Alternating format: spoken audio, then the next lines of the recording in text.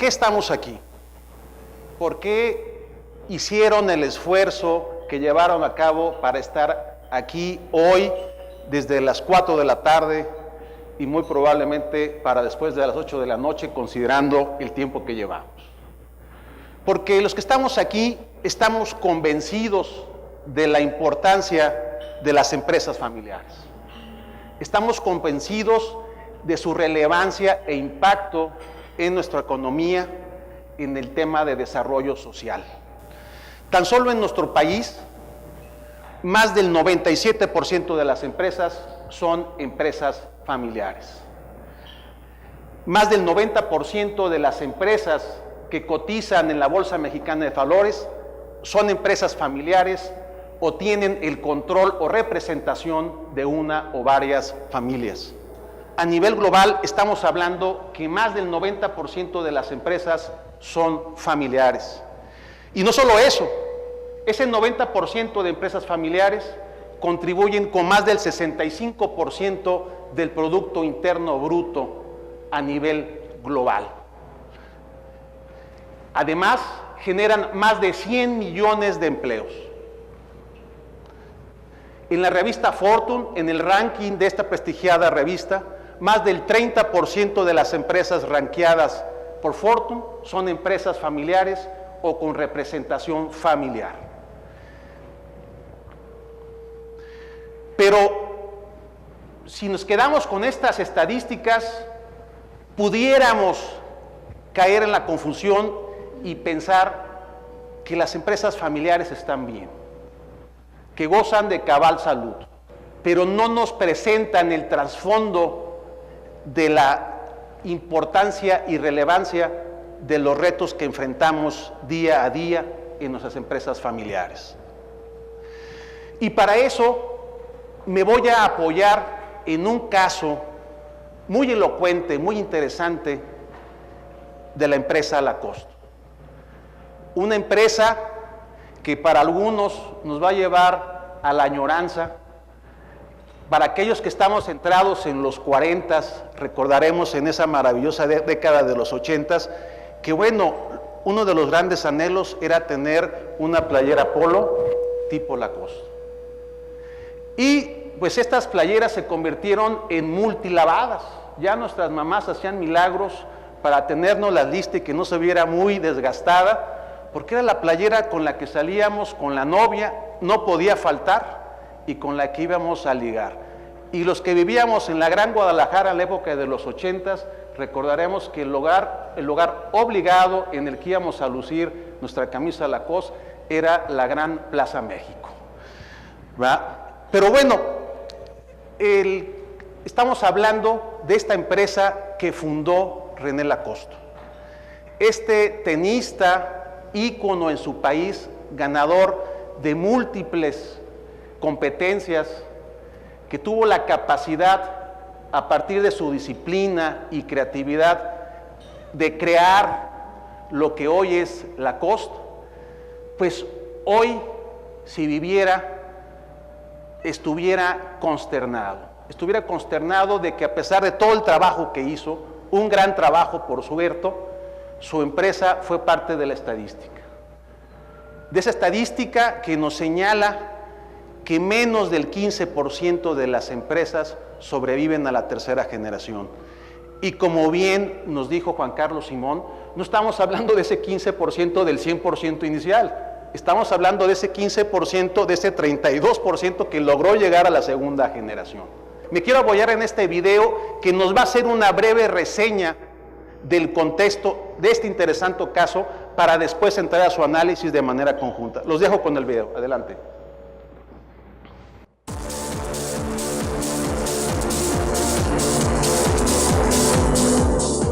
Eran los polos franceses más conocidos hasta ahora, porque las famosas camisas de Lacoste ya no serán francesas, tendrán a partir de ahora nacionalidad suiza. Michel Lacoste va a vender sus acciones al grupo Maús para evitar que su propia hija se haga con el poder de la firma. Ambos llevan meses en guerra después de que la heredera destronara a su padre en la presidencia del grupo. Para vengarse, Michel Lacoste y los accionistas de la familia que lo apoyan cederán su 30% del capital a Maús. El el grupo suizo pagará entre 300 y 400 millones de euros. Ya tenían el 35% de las acciones, así que el cocodrilo pasará a estar bajo su control. Lacoste dice que es la única manera de asegurar la supervivencia de la empresa. Pero su hija aún puede contraatacar. Tiene derecho de compra sobre los títulos de su padre, aunque para ello necesita encontrar un inversor con 300 millones de euros. El grupo francés PPR, dueño de Gucci, se ha mostrado interesado en el cocodrilo. Bien, pasemos a los principales hechos que nos presentó este resumen de video. Tenemos por un lado a Sophie Lacoste, hija de Michel Lacoste, que le da textualmente golpe de Estado en el Consejo de Administración. El Consejo de Administración lo destituye, y no solo lo destituye, le quita su asiento en el Consejo y entra en el lugar de Michel Lacoste, el presidente de L'Oréal. Ante esa situación, Michel Lacoste, en cuestión de semanas, demanda a la Asamblea de Accionistas y al Consejo de Administración por considerar que fue todo un procedimiento irregular mediante el cual fue destituido y expulsado del Consejo de Administración. Y además anuncia que está en pláticas con el Grupo Maús para, en su caso, vender el 30% de las acciones que él representa, del grupo de accionistas que él representa, más las propias. Vaya pleito en la familia Lacoste. Vaya circunstancia. Pero ¿cuál es el origen de este tremendo conflicto? Podríamos suponer en este momento que el origen es porque los accionistas representados por Sophie Lacoste y la misma Sophie no estaban de acuerdo con los resultados que estaba teniendo Lacoste.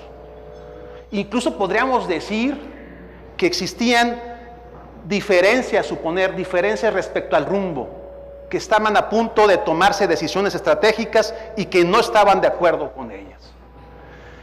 Muy a la mexicana, y apoyándonos en un refrán, pudiéramos decir: cuando el dinero se acaba, el amor se va por la ventana. Eso es lo que pudiéramos suponer que pasó en Lacoste.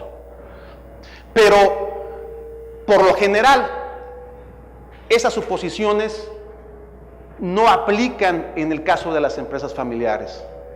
Los grandes conflictos, el mayor número de desenlaces trágicos en las empresas familiares no son necesariamente por la falta de resultados, como es el caso de Lacoste. En el caso de Lacoste no fue la falta de rumbo ni la falta de resultados las causas del conflicto. ¿Por qué? Porque tan solo en el último semestre previo a este tremendo pleitazo familiar, los resultados de Lacoste eran magníficos.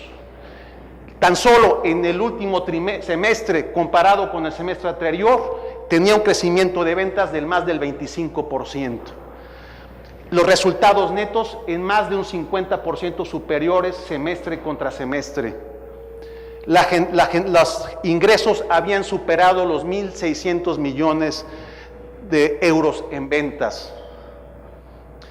El modelo de licencias que venían madurando ya era todo un éxito. Las principales marcas de lujo eran licenciatarias de Lacoste. Si este conflicto no tiene su origen en los resultados de la empresa, entonces, ¿en dónde fue el origen? ¿Qué fue lo que desencadenó esta hecatombe que afectó a Lacoste? El origen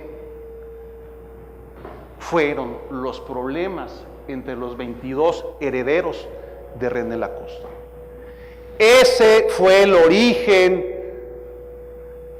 que terminó provocando la venta forzada de la familia Lacoste de su empresa en la tercera generación.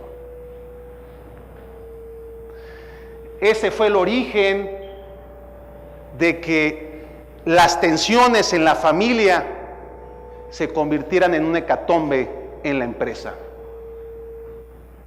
¿Cuáles fueron los hechos? Entrando más a detalle para poder identificar esos grandes retos que tenemos como empresa familiar. En el caso de Lacoste, los hijos de Michelle, Philippe, Sophie y Cyril no se llevaban bien con la tercera esposa de Michelle Lacoste. Había un enorme distanciamiento en el corazón de la familia que tenía el control.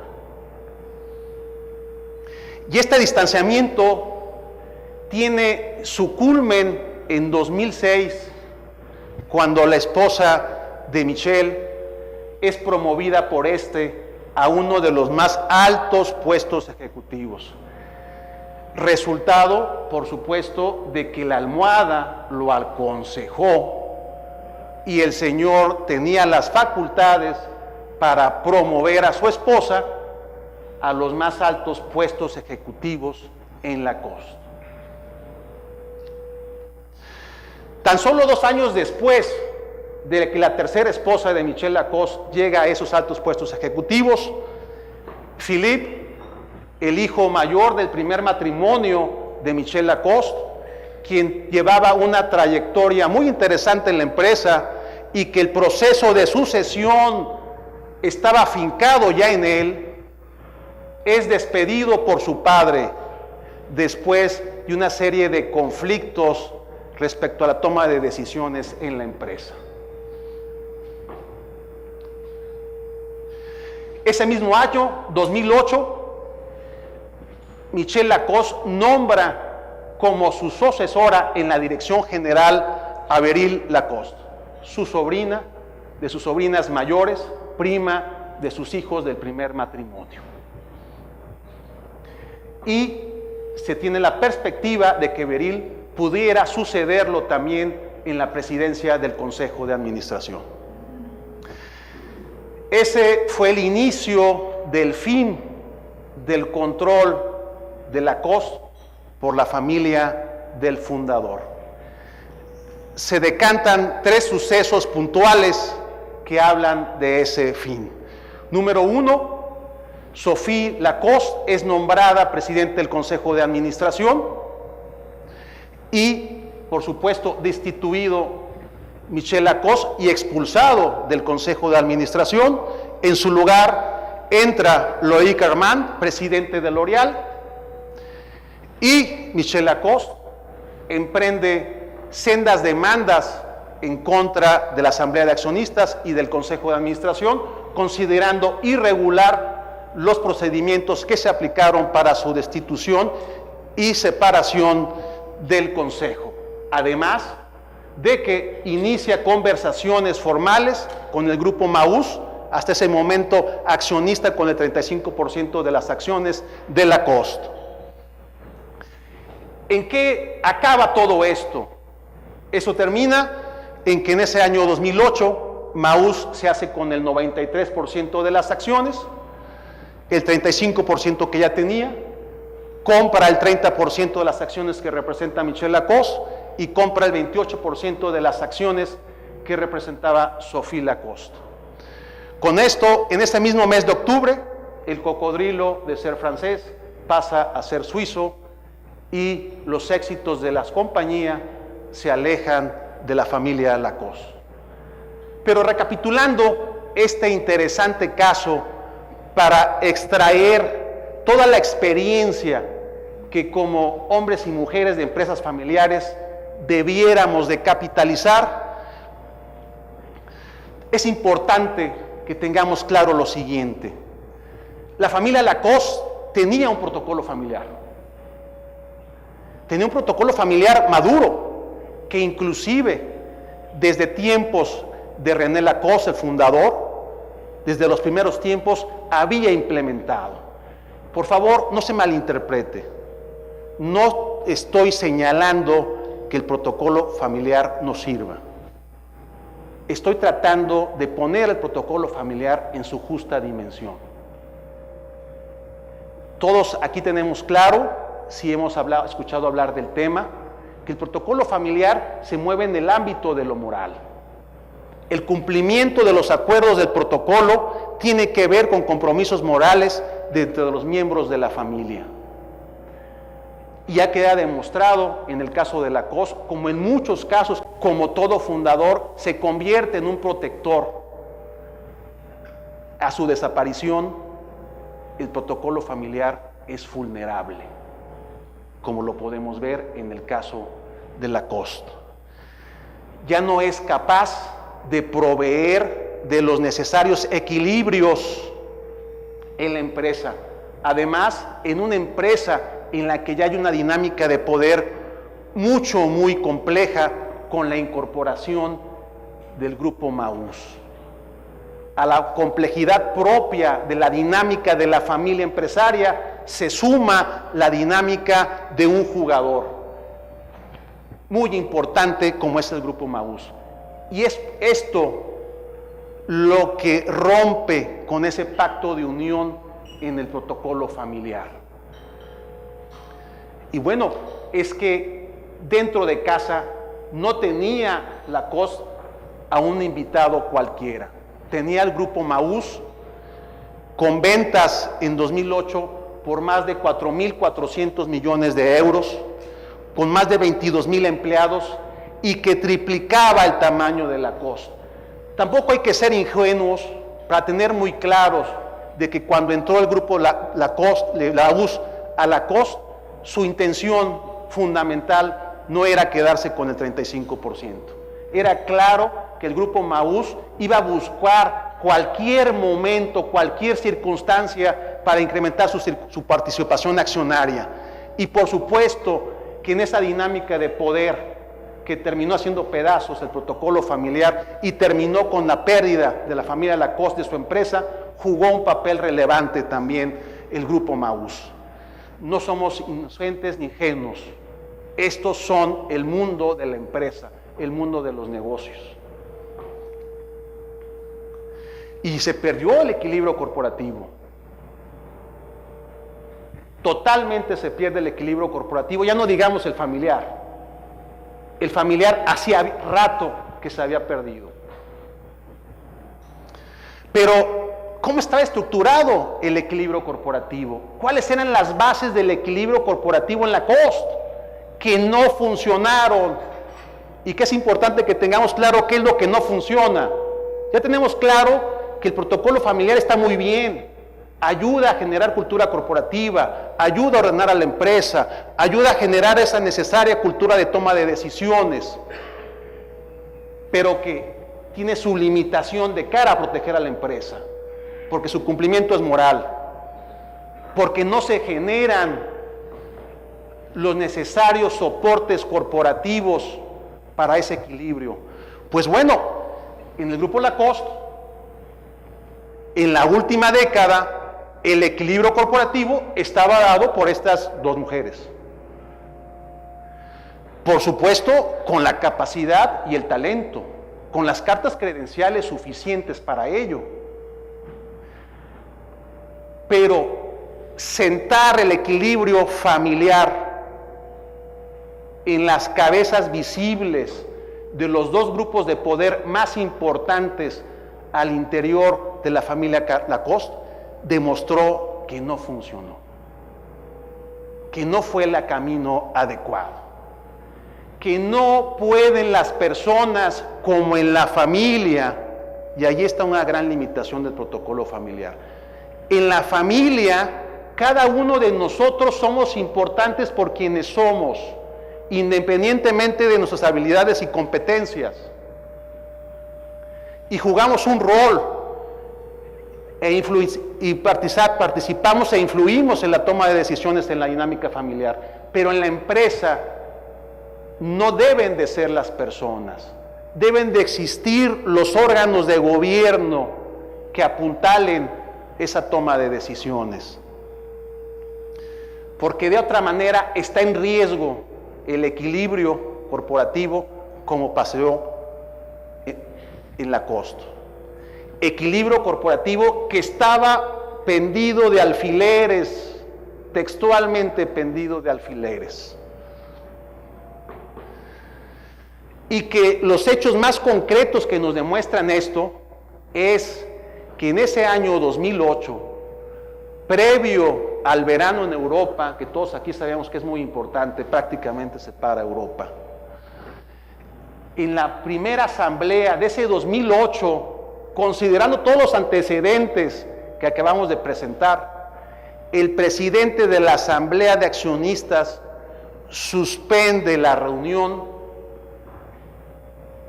sin una causa que justifique la tal decisión en el momento que estaba viviendo la Cost. Viene el verano, porque precisamente esa asamblea de accionistas fue previa al verano, y en el verano Sophie Lacoste trabaja para formar una alianza entre los miembros de la familia accionistas de Lacoste. Alianza que se manifiesta en la asamblea de accionistas, que reanuda o es la continuidad de la que se había suspendido previa al verano, y es donde se destituye a Michel Lacoste y se nombra a Loïc Armand como consejero de ese consejo ya presidido por Sophie Lacoste. Esto se constituyó en la serie de eventos desafortunados de la familia Lacoste que terminaron convirtiendo al cocodrilo en un cocodrilo suizo. Pero ¿cómo podemos evitar esto? ¿Cómo pudo haber evitado la familia Lacoste este terrible desenlace? Bueno, pudo haberlo evitado blindando a su empresa contra los conflictos familiares. ¿Y cómo puedo blindar a mi empresa contra los conflictos familiares? Esto lo veremos a detalle una vez que pasemos a tener claro que lo que pasó en Lacoste no es un hecho aislado, que las estadísticas, así como hablamos al inicio de esta conferencia de las estadísticas formidables de la relevancia de las empresas familiares, también tenemos la otra cara de la moneda. Estamos hablando que menos del 16% de las empresas familiares sobreviven a la tercera generación. Y estamos hablando de ese 16% del 32%, y tomo la cifra que muy bien señaló Juan Carlos Simón, de ese 32% que sobrevivió a la segunda generación. Estamos hablando de esas 4 o 6 empresas de 100 que iniciaron operaciones. Estamos hablando que las empresas familiares no institucionalizadas, que no han adoptado, entre otras, mejores prácticas de gobierno corporativo, en nuestro país tienen un promedio de vida menor a 25 años, que es cerca del 50% menor a las empresas que se institucionalizan, que tienen un promedio de vida o permanencia en la empresa del fundador mayor a los 50 años. Estamos hablando de estas estadísticas, que más del 60% de las empresas familiares cierran o son vendidas por la familia fundadora por conflictos familiares. Lo que pasó en la familia Lacoste es algo que es un reflejo simple, sencillamente, de los retos que enfrentan las empresas familiares. Por eso se ha venido acuñando esta sentencia en el mundo empresarial. La primera generación funda la empresa, la segunda la hace crecer y la tercera liquida todo. Entonces, ¿cómo blindo a mi empresa? Me queda claro, por lo que acabamos de revisar, de analizar, que es fundamental blindar a mi empresa contra los conflictos familiares. Con gobierno corporativo. ¿Qué pudo haber significado el gobierno corporativo para Lacoste? Me voy a detener solamente en 3 eventos muy puntuales, en 3 aspectos muy puntuales. Primero, el gobierno corporativo en la COS pudo haber significado la evaluación y el seguimiento al proceso de sucesión, y de esta manera se hubiera podido evitar la decisión unipersonal, individual, que tomó Michel Lacoste de despedir a su hijo Philippe y con esto hacer pomada el proceso de sucesión. Un proceso tan importante como lo hemos visto, tan fundamental, fue descarrilado por la decisión de un solo miembro de la familia. Si hubiera tenido gobierno corporativo, Michel Lacoste no hubiera tenido la facultad de despedir, como lo hizo, a su hijo Philippe. También se hubieran contado con las reglas para la ratificación y remoción de los principales puestos ejecutivos. Ya no digamos reglas para la contratación, para la definición de sueldos, en fin, todas esas reglas fundamentales que provee el gobierno corporativo, y con esto se hubiera seguramente, si no evitado que la tercera esposa de Michel Lacoste llegara a los más altos puestos ejecutivos, si la señora hubiera tenido las competencias y las habilidades de acuerdo a estas reglas que se hubieran implementado, no se hubiera desencadenado seguramente el conflicto que vivió la familia Lacoste con las consecuencias que ya vimos.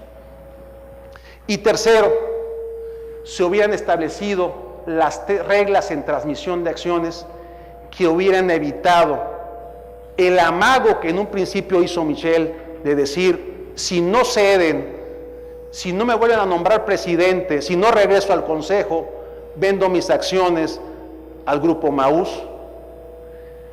Si hubieran existido las reglas que hubieran establecido de manera muy puntual si se podía o no dar ese evento corporativo, se hubiera evitado la consecuencia que vivió la familia Lacoste con la pérdida de su empresa. Y con esto, bueno, estamos hablando que el gobierno corporativo hubiera contribuido de manera fundamental a evitar que los conflictos de la familia migraran o tuvieran una consecuencia en la empresa. Hubiera contribuido a mantener los niveles de productividad, de crecimiento que ya tenía la empresa. Estamos hablando de una empresa ganadora con resultados espectaculares, que por esta serie de conflictos estuvo en riesgo su operación. Estamos hablando que con el gobierno corporativo se hubiera logrado mantener, proteger ese importante y trascendental proceso de sucesión. Y concretamente estamos hablando que con ese gobierno corporativo en Lacoste se hubiera logrado, entre otras cosas, contar con esas necesarias reglas en el tema de contratación, en el tema de compensación, evaluación, remoción, políticas de dividendos y gastos de inversión, que todos los que estamos aquí sabemos que de estos temas surgen la mayoría de los conflictos familiares, por mencionar algunos. Y bueno, el gobierno corporativo, que para muchas empresas ha significado el promotor de una necesaria e indispensable, diría yo, hoy, cultura de competitividad, de productividad, que entre otros adopte, promueva y vele por principios como el de que las políticas y procedimientos aplican tanto a familiares como no familiares. Ese gobierno corporativo que para otras tantas empresas también ha sido la palanca que potencia el crecimiento rentable y que contribuye a la necesaria definición de rumbo, evitando conflictos. Ese gobierno corporativo que dé certeza en la sucesión, y no solamente en el proceso de sucesión, sino después que se da este pase de estafeta, al establecer el esquema de evaluación del sucesor, de compensación, y en su caso, tener la claridad de que ese sucesor, si no logra los resultados que requiera la empresa, esté el procedimiento y las políticas, inclusive para su remoción, y evitar que ese evento se convierta en un evento que fragmente el equilibrio corporativo en la empresa. Pero bueno, el caso de Lacoste es uno de muchos que vivimos, se dan, como lo pudimos corroborar con las estadísticas. Pero afortunadamente también existen casos exitosos de empresas que se han institucionalizado, que en ese proceso de institucionalización han incorporado mejores prácticas de gobierno corporativo, han trabajado su proceso estratégico, cuentan con sólidos procesos de control presupuestal, en fin. Estamos hablando de empresas mexicanas, como ya las vimos, que tenemos la fortuna de que por lo menos 10 de estas empresas mexicanas estén dentro de las 250 más importantes del mundo, y que también, así como Lacoste, nos deja una experiencia, un conocimiento de lo que debemos de cuidar, de lo que debemos evitar. Estas empresas nos pueden también transmitir un conocimiento, una experiencia de mejores prácticas. Y me voy a referir de manera muy específica al caso de Gruma. Empresa que todos conocemos por sus marcas, nos acompañan con nuestros alimentos todos los días, todas las semanas. Empresa fundada por don Roberto González Barrera, que el próximo mes de agosto cumple 2 años de su muerte, que a su muerte, 2012, agosto de 2012, su empresa, tan solo Gruma, una de sus empresas, tenía un valor de capitalización de más de $2,000 millones. Para entender la relevancia de Gruma, tan solo una de 4 tortillas que se consumen o se elaboran en el mundo son producidas o elaboradas con insumos y materias primas de Gruma. Con estas cifras nos podemos visualizar, podemos sensibilizarnos del tremendo reto, de la enorme complejidad que representó para don Roberto González Barrera planear la transmisión de su patrimonio, planear la transmisión especialmente de las acciones que conformaban su patrimonio, y específicamente del caso de Gruma. Y estoy seguro que en esa reflexión que hizo don Roberto, tuvo la claridad de entender que las acciones no se transmiten como se transmiten los inmuebles, las joyas, los vehículos o el dinero. Tuvo la sapiencia y la claridad, estoy seguro, de entender que las acciones se transmiten con la claridad de entender que atrás de esa transmisión hay una potencial toma de decisiones y una responsabilidad con una empresa que tiene múltiples terceros interesados. Tuvo la claridad de entender que ese pase de estafeta, como en la carrera de relevos, debía darse en la carrera, y que ese pase de estafeta no significara el bajar la velocidad. Tuvo la sapiencia de definir e incorporar los acuerdos de gobierno corporativo que contribuyeran a que la empresa continuara con su exitosa marcha en tema de crecimiento y rentabilidad. Pero a la muerte de don Roberto, en agosto de 2012, se materializó una enorme incertidumbre entre la gran mayoría de los analistas de negocios, de los analistas de los mercados de valores. Se sucedieron múltiples cuestionamientos desde el mes de agosto con la muerte de don Roberto hasta el mes de diciembre, en el que se celebra la primera asamblea de accionistas ya sin la presencia de su fundador. Los cuestionamientos fueron variables y de toda índole, presuponiendo que la familia había perdido el juicio, que habían asaltado al Consejo de Administración, que ya querían el control, que qué iba a pasar con los inversionistas minoritarios, con los inversionistas del mercado. Pues bien, y por favor no se tome como petulancia, pero un servidor en el mes de diciembre, en los espacios a que tengo acceso para comunicarme con el auditorio, a través de mi columna en El Informador y a través del espacio de Zona Empresarial en Zona 3 Noticias, en el mes de diciembre de 2012, señalé con mucha claridad que eran infundados los cuestionamientos, que solo se hablaba del enorme desconocimiento que tenían estos especialistas sobre temas corporativos. ¿Por qué? Porque si se hubieran tomado la molestia, hubieran tenido la capacidad de estudiar las últimas actas de asambleas de accionistas y de consejo de los últimos años, hubieran podido identificar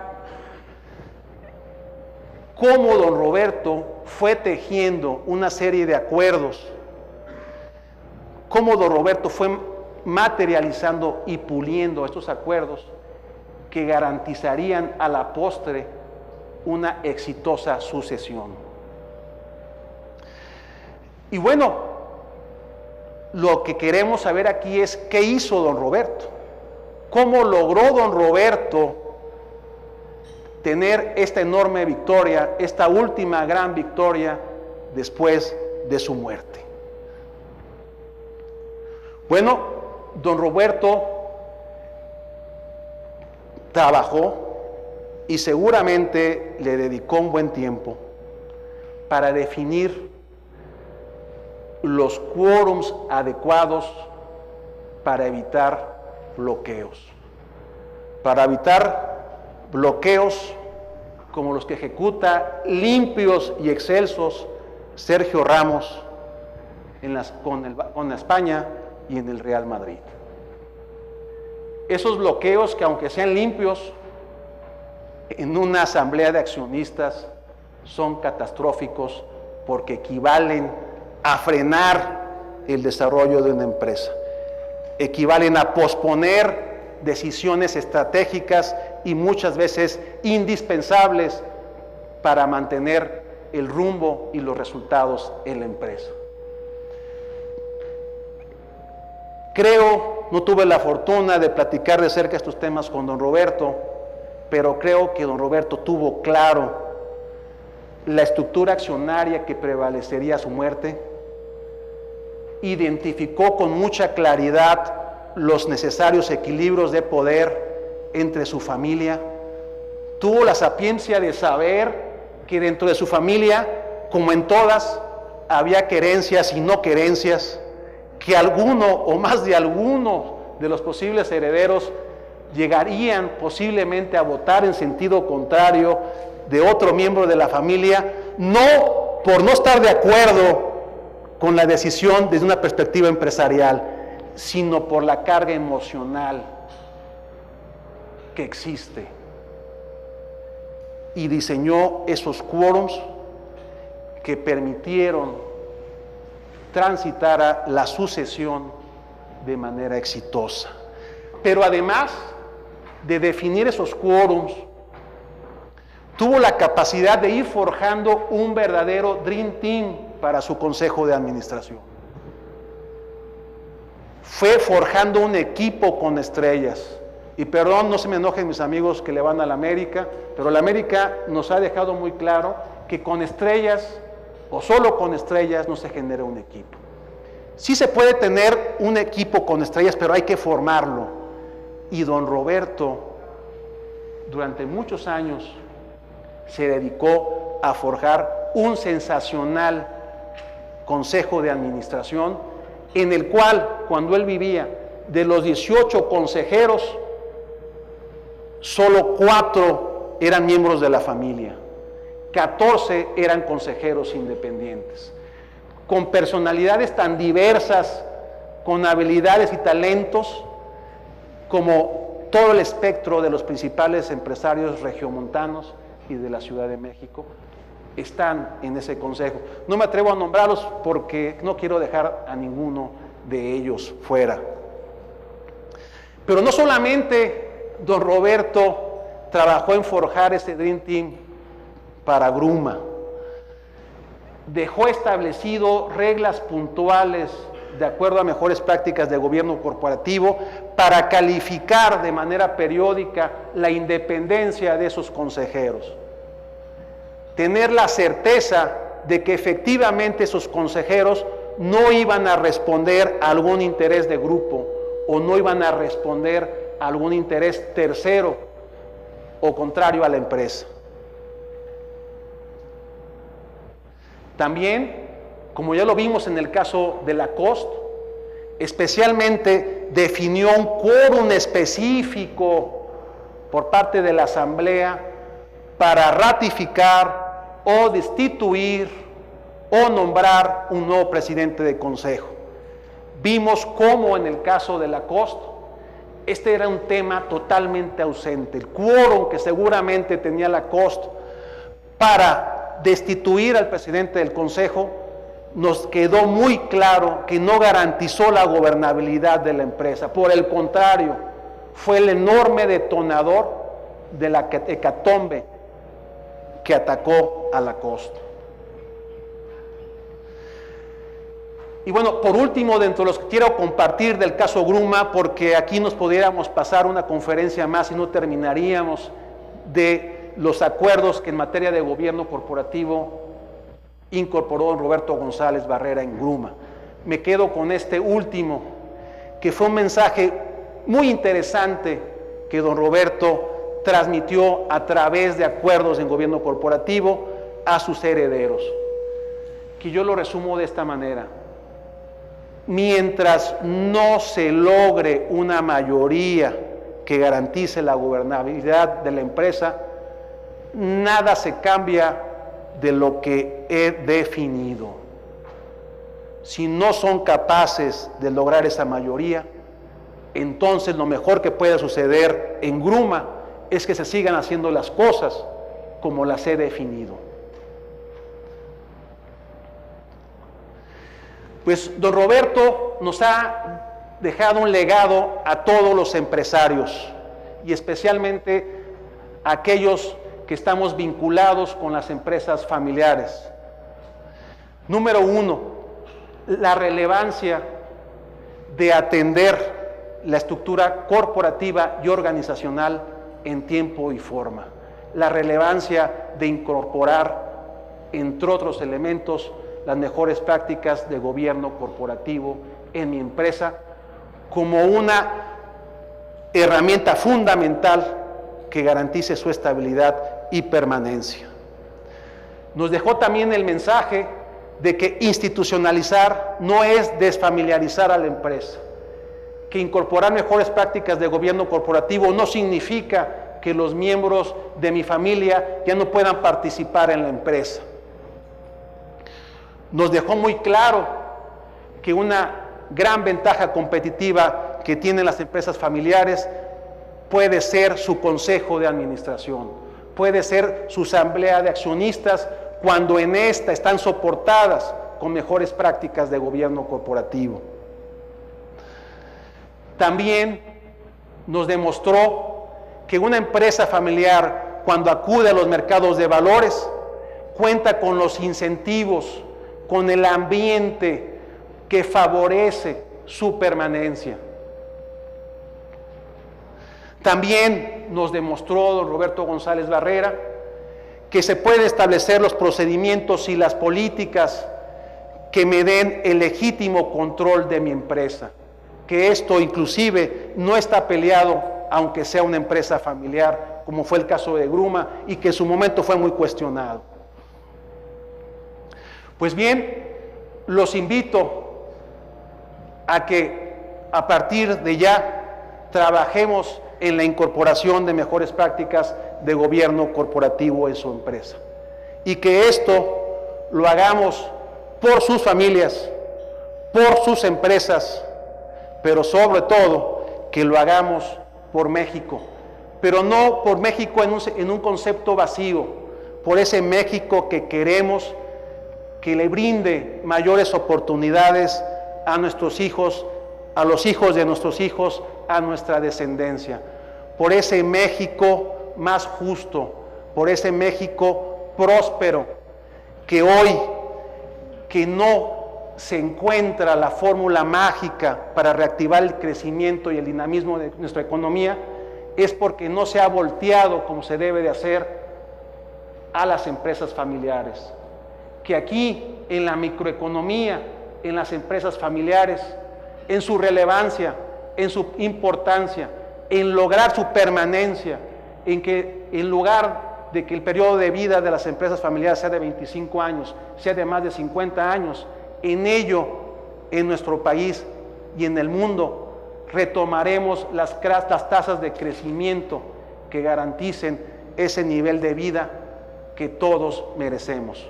Por eso, mi admiración y respeto para ustedes y mi pasión para trabajar con ustedes. Muchas gracias.